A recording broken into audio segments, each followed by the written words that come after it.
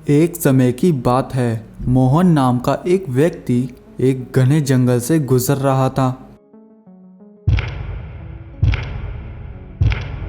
तभी उसे किसी विशाल चीज की भारी कदमों की आवाज सुनाई देती है। उस जंगल का खूंखार राक्षस तेजी से मोहन की ओर बढ़ रहा था। उसे देखकर मोहन डर जाता है और वहां से भागने लगता है। उस विशाल राक्षस से मोहन का बच पाना बहुत ही ज्यादा मुश्किल था। वह राक्षस मोहन को अपने बड़े बड़े पैरों से कुचल देता है और वह मोहन को कच्चा चबा जाता है। उस घने जंगल के पास एक श्यामनगर नाम का गांव था। वहां सुरेश नाम का किसान अपने बेटे चिंटू के साथ रहा करता था। चिंटू के पास अपना एक शानदार जेसीबी था जिसे लेकर वह पूरे गांव में घूमा करता था। एक दिन चिंटू अपने सभी दोस्तों के साथ अपने जेसीबी के ऊपर घूम रहा था। उसी गांव में राहुल और बंटी नाम के दो बुरे लड़के रहा करते थे। वे दोनों चिंटू को जेसीबी पर घूमता हुआ देख लेते हैं। फिर बंटी चिंटू को रोकने के लिए अपने ट्रैक्टर को लेकर चिंटू के जेसीबी के सामने आ जाता है। ए चिंटू, तुम ये अपना जेसीबी हमें दे दो, वरना हम तुम तीनों को नहीं छोड़ेंगे। नहीं बंटी, ये जेसीबी मेरे पिताजी ने मुझे मेरे जन्मदिन पर दिया है। इस जेसीबी को मैं किसी को नहीं दूंगा। ऐसा कहकर अपने पिताजी के दिए जेसीबी को लेकर वहां से भागने लगता है। चिंटू को भागता हुआ देखकर बंटी को काफी गुस्सा आता है और फिर बंटी और राहुल भी अपने ट्रैक्टर की मदद से उनका पीछा करना शुरू कर देते हैं। अचानक तभी चिंटू उन दोनों को चकमा देकर गायब हो जाता है और बंटी और राहुल उन्हें यहाँ वहाँ ढूंढना शुरू कर देते हैं। तभी चिंटू बंटी और राहुल को मजा चकाने के लिए दूसरी ओर से तेजी से उनकी ओर आने लगते हैं और उनके ट्रैक्टर को जोरदार टक्कर मारते हैं,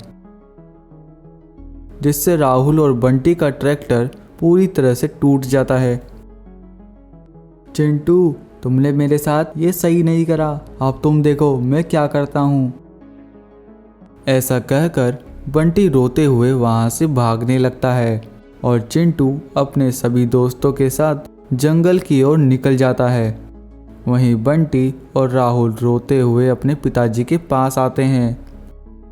बंटी के पिताजी शहर के एक काफ़ी बड़े और जाने माने साइंटिस्ट थे। बंटी रोते हुए अपने पिताजी को सारी बात बताता है, जो कुछ भी चिंटू ने उसके साथ किया। साइंटिस्ट एक रोबोट को बनाता है ताकि बंटी उस चिंटू से अपना बदला ले सके। ये लो ट्रैक्टर रोबोट, और अब इसकी मदद से उस चिंटू के बच्चे को अच्छा मजा चकाना। फिर राहुल और बंटी ट्रैक्टर रोबोट को लेकर जंगल की ओर निकल जाते हैं। वे देखते हैं कि चिंटू अपने सभी दोस्तों के साथ जंगल में बहुत मजे कर रहा है। बंटी के पास उस ट्रैक्टर रोबोट को देखकर उन तीनों के होश उड़ जाते हैं। अब तुम्हारा खेल खत्म चिंटू, मेरा ये ट्रैक्टर रोबोट तुम्हें नहीं छोड़ेगा। ऐसा कहकर ट्रैक्टर रोबोट आग के गोलों से उन तीनों के ऊपर हमला करता है।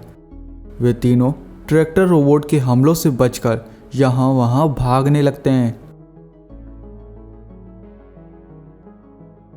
तभी एक आग का गोला घने जंगल के पेड़ों में चला जाता है और तभी एक जोरदार धमाका होता है। उस धमाके से वहां सोया एक खूंखार राक्षस बाहर निकल कर आता है। तुम सबने मुझे गहरी नींद से उठा दिया। अब मैं किसी को नहीं छोड़ूंगा, मैं तुम सबको खा जाऊंगा।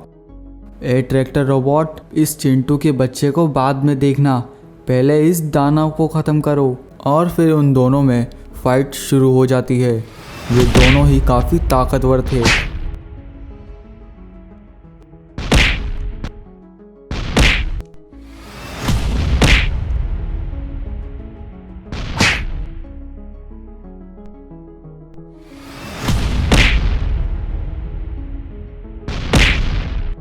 लेकिन तभी ट्रैक्टर रोबोट उस राक्षस का खेल खत्म कर देता है और उसे मार गिराता है।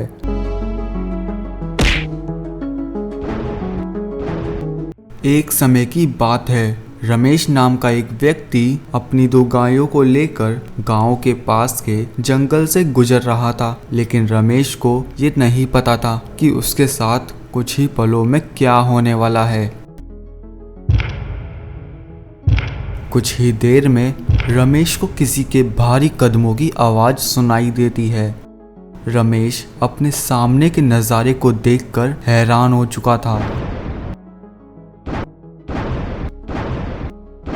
उसे उस जगह उस जंगल का सबसे खतरनाक राक्षस दिखाई देता है। वह विशाल राक्षस एक एक करके रमेश की दोनों गायों को खा जाता है।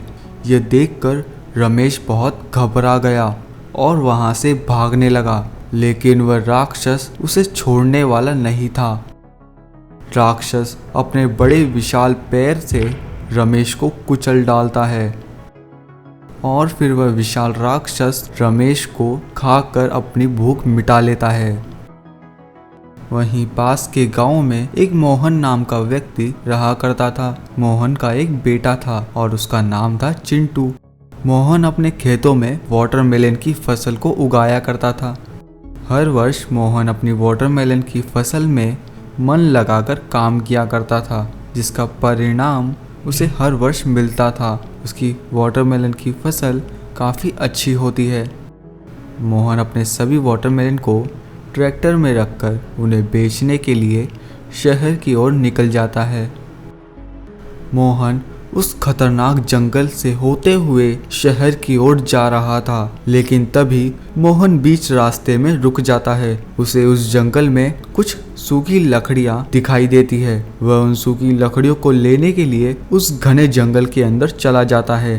कुछ समय बाद मोहन उन सूखी लकड़ियों को लेकर अपने ट्रैक्टर के पास पहुंचता है, लेकिन तभी वह कुछ ऐसा देख लेता है जिसे देखकर मोहन को अपनी आंखों के ऊपर यकीन नहीं होता।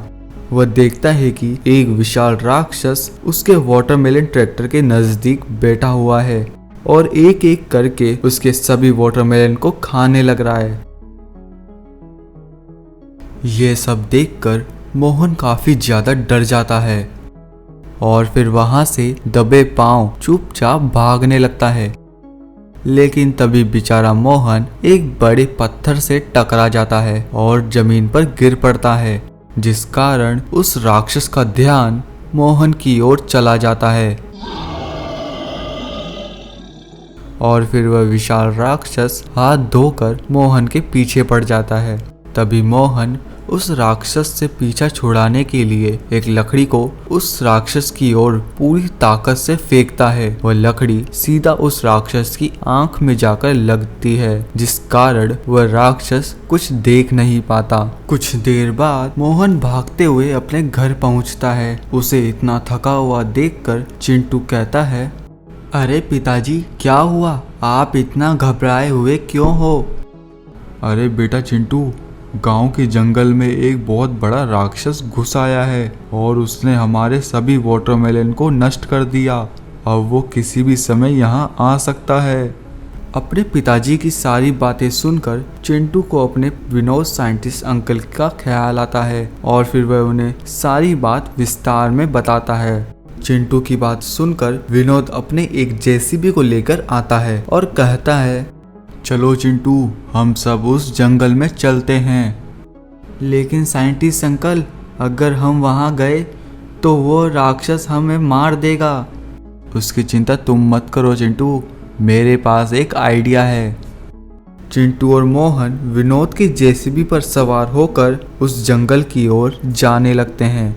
वे तीनों वहां पहुंचकर देखते हैं कि उस विशाल राक्षस ने जंगल के कई सारे मासूम जानवरों को मार दिया है।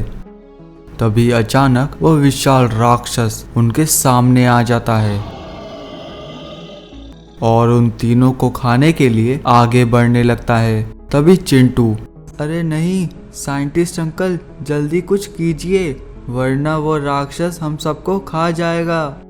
तभी विनोद साइंटिस्ट एक रिमोट कंट्रोल को बाहर निकालता है और उसके एक बटन को दबाता है, जिसकी मदद से विनोद का जेसीबी एक जेसीबी रोबोट के अंदर परिवर्तित हो जाता है। उस तेज और फुर्तीले जेसीबी रोबोट को देखकर उस विशाल राक्षस को काफी गुस्सा आता है और फिर उन दोनों में फाइट शुरू हो जाती है।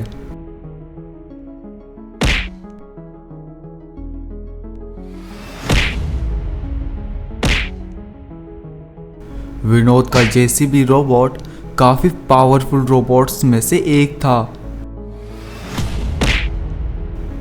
कुछ ही देर में जेसीबी रोबोट उस राक्षस पर अपना एक स्पेशल अटैक करता है और उस बुरे राक्षस का खेल खत्म कर देता है। और इसी के साथ साथ विनोद का जेसीबी रोबोट ये लड़ाई जीत जाता है। अगर आपको हमारी ये वीडियो पसंद आई तो इस वीडियो को लाइक करें और हमारे चैनल को सब्सक्राइब करें।